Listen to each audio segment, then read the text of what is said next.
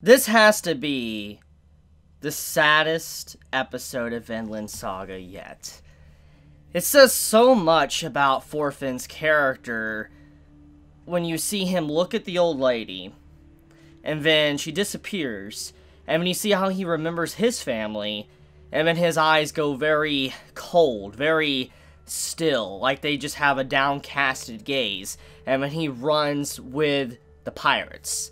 That moment really speaks a lot about his character, and I think is fundamentally the most important moment of this entire episode, even over Thorfinn's first kill. The reason why I say that is because it tells a lot about his mindset, where he is mentally at this moment at the end of this episode, and the decision he made is distinct, very distinct. It's very different from what his father made before him. And I kind of want to talk about those comparisons and why it's very relevant for our main character right now.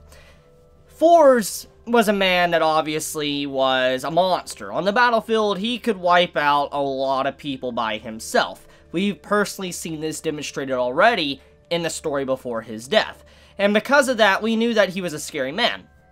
And one day, as we know his story, he hated fighting, he hated the battle, he hated bloodshed. He realized what was important, he didn't want to die, he, valued his life, and he wanted to be there for his family. Which is why he deserted, and then he went into, like, a remote village. That's his story, and he didn't want to kill ever again. And the reason why he asked, Askelan, a few episodes back, like, do you have any children or whatever, and he said no, it's because he wanted to make sure and verify if this individual had a family or not, because if he did somehow take his life, then, he didn't want to, have that burden on him that he took a father away from his children. That's kind of what he was getting at. And we've seen that he wanted to display the, certain meaning and messages to Thorfinn before his passing. He's like, what is an enemy? Like, you don't need an enemy. Nobody really has an enemy to go out there and fight. You create your own enemies, and, you don't really need to defeat your opponents with bloodshed or the sword. You can defeat them with words alone. And that's kind of what he was trying to show Thorfinn in his final moments. And obviously, he took that in a very different way. And when you see the moment within this episode, when you have this old woman and, this girl helping him out, watching over him, and then he straight up, he ruins their home, he ruins their life, and then he looks at them, and then he has a cold gaze. That's basically saying that, yes, he feels sorry for what has happened to them. Yes, he misses his family and he doesn't want what's happening here to happen to his family, but he must continue forward. He let vengeance itself consume him, and he continued to press forward, and so he completely shut down. He completely disregarded, the sadness he was feeling, or the morals, or whatever. He didn't care anymore. He literally just went straight up cold-blooded. And it's a sad moment, really, because, like I said, it's the exact opposite of what Thors learned, because Thors, when he realized the gravity of what killing could actually do, he stopped. But you see, Thorfinn, he realizes what it does, but he didn't stop. He kept going forward with it. So, it's sad. Now, speaking of the old lady and that entire situation towards the end of the episode, it was very predictable. It was something I think everybody saw coming. Watching this episode, I think many knew that there was obvious signs that it was just too good to be true. Thorfinn was not going to stay with that older woman, and she wasn't going to be able to preserve her happy life. It was not going to happen, because it was needed for Thorfinn to become a savage, to become a Viking, to eventually avenge his family's name, and become a great warrior. This is something that we know has to happen. So, we knew he was not going to be in peace with that family. So, when it finally did happen, I was ready. I was ready for something cruel to really happen, but even then, it still hit me hard, because the old woman, when she started to cry, I don't think her tears were necessarily for her home, for the people getting slaughtered in her village. I don't think that's necessarily what her tears were for. I think her tears were truthfully for Thorfinn, for his circumstance, because she says within the episode that it's not normal for a kid his age to be a part of a pirate group, to be able to do what he's able to do. It's not normal. It is not something that you just see that can happen. It's not something that happens every single day. So she's like, something really bad has happened to this man, and most likely she is, you know, had her own stories confirmed in her head. She might have thought, like, he might have been abducted by his, you know, from his family, forced to be a pirate, and now he's living this type of life. You know, maybe that's the reason why she was trying to take pity on him or mercy, etc. But, I mean, the point is that, you know, a child like him doing what he's doing is not normal. And so when she saw the horrific act of how he looked like a bloodthirsty killer, and he just slaughtered the soldiers instantly, and she just saw something that was not a regular boy, an innocent youth of his age, that's why she started crying. Because it just, like, she was sad to see someone of his circumstances ruined to this point by something so pointless as this little war between nations. And that's kind of fits in with her character when she was first introduced. She started off saying that she really didn't, you know, approve of the king of her lands, you know, different opinions or how they fight or whatever. She didn't agree how they were trying to build up animosity amongst both nations. And so she's like, I understand why the Vikings are acting like they're doing. I understand that. And I think in that moment she realized the cruelty of the world and just how, you know, evil man really can be, and how, you know, even the innocent of people, like a child, can be corrupted thanks to circumstances.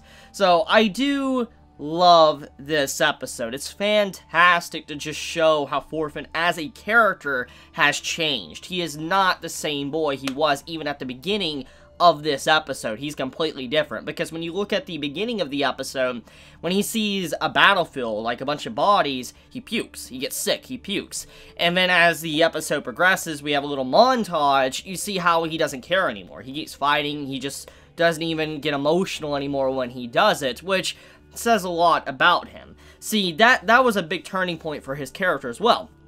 His first kill. See, you could say you could do whatever you want to do, like take a life, whatever, but it's not that easy. In stories, that is one of the biggest hurdles that many characters have to overcome if they're going to be a warrior, etc., is that they have to realize that, you know, words are just words. You have to actually prove that you're willing to do something. And when Thorfinn actually did what he did, the first kill, it was something that meant a lot. That he went down a path now that he could never turn back from. There was no way he could ever turn back after what he did.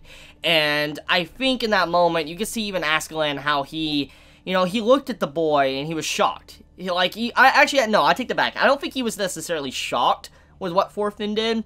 I think he was more of, like, the sign of half pity, half, like, well, it had to be done. And I think that's kind of what that moment really proved, because the way Askeland looked at him, he's like, yeah, okay, and all that. Like, he just looked at him like, first kill, just like, oh, okay, so he actually did it. And I think that meant more along the lines of he feels pity that this boy's life has been ruined to such a degree. And once again, makes Askeland a very complex character, because I do want to know more about him. There's definitely more behind the scenes with his character than meets the eye. But the point is, though, then he starts to use Thorfinn as an actual soldier, a part of his group, to scout out and do a lot of damage to individuals, groups, and stuff that they invade. And you can just see how he slowly becomes integrated in Askeland's pirate group. And it's sad. It's just sad because he joined the very group of people that he wanted to get rid of. And he needs them, though, to be able to get stronger to eventually fight Askeland. And Askeland's kind of using that against him as well. So, it's just, there's just a lot of, like, sadness all around when it comes to Thorfinn's character. And I do believe that the series is doing a fantastic job with really showcasing that. One of the things I do wonder about now, since this episode wrapped up, I wonder if the old woman is actually going to be able to live or not. Because that's something that's not necessarily clarified at all in this episode. I'm going to assume she's dead, or she's going to die, because, well, the thing is even though she disappeared and we didn't see her hit the ground, because of the shock and what has happened to her village, I just truly doubt she's going to be able to survive. I really do. So, because of that, I do think that you know, Thorfinn, he might have another moment in the next episode where he probably sees the older woman and she's probably dead or something. And I do believe that the girl, most likely, that was also a part of that family, she's probably going to be in a worse situation where she wants to die. So I feel like there's going to be a lot of sadness in the next episode, because Thorfinn is responsible for what happened to that village. He is basically responsible for ruining a happy life, a happy family, families, and all that. And that's why he was reminded of his village, his family, because it could easily happen to them. So yeah, that's pretty much about it. Let me know your thoughts in the comments below. If you enjoy my content, you know, please subscribe. If you like this video, please leave a like. And if you want to get notified for whenever I upload a video, please click the bell icon down below, because for some reason, even if you subscribe, you don't always get notified. So if you want to get notified, hit that bell icon. And with that, Chibi out.